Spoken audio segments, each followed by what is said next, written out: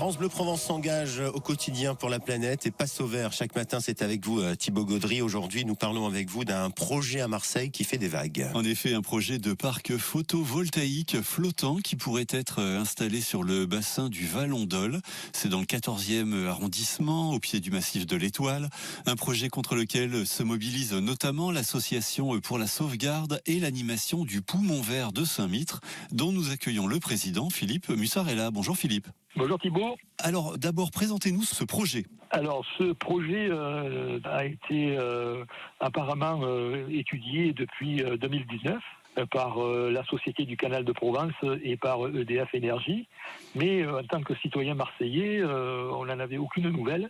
On ne savait pas en fait qu'il y avait cette programmation-là. Et ce n'est que dernièrement, à l'occasion d'une enquête publique qui a eu lieu au mois de novembre de cette année, que nous avons découvert dans le journal un avis d'enquête publique qui nous a permis d'avoir connaissance de ce dossier, de ce projet. En fait, il s'agit de faire une centrale photovoltaïque flottante sur des flotteurs en plastique qui vont être mis sur le bassin du Vallon d'Ol.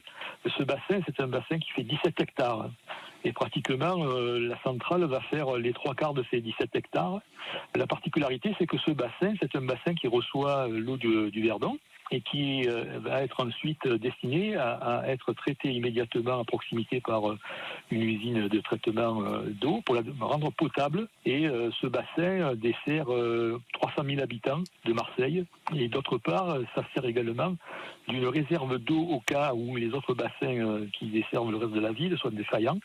Et c'est une réserve d'eau qui dure 3 ou 4 jours. Donc nous sommes un peu interloqués en tant qu'association de défense de l'environnement par rapport aux risques potentiels sanitaires que pourrait représenter cette installation de panneaux et de flotteurs et de métal dans le bassin lui-même, et une conséquence peut-être sur la qualité de l'eau et à par ricochet finalement l'eau que nous buvons dans le robinet à Marseille, eau qui jusqu'à maintenant a toujours été qualifiée de la meilleure de France, et c'est en tout cas une eau potable et de très bonne qualité. Et c'est important à rappeler Philippe Mussarella. Et puis parce qu'un des problèmes également, c'est que l'on ne sait pas quelles sont les potentielles conséquences en tout cas de ce projet sur la qualité de l'eau. Tout à fait, parce que d'abord c'est une expérimentation, c'est quelque chose de très novateur comme système d'installer des centrales photovoltaïques sur l'eau. Et le problème, c'est qu'on va avoir des matériaux à base de plastique qui vont être en permanence dans l'eau, et également des métaux.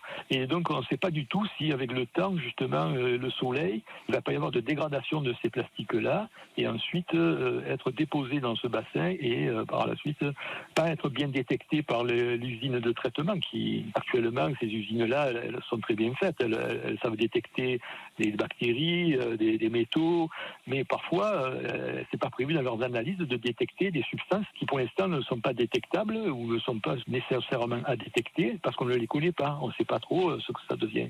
Donc il y a cette grosse incertitude de savoir que deviennent tous ces matériaux pendant un délai de 30 ans qui seront émergés dans l'eau. L'association qui a adressé un courrier à la mairie de Marseille, lui demandant de revoir sa position sur la délivrance du permis de construire ce parc.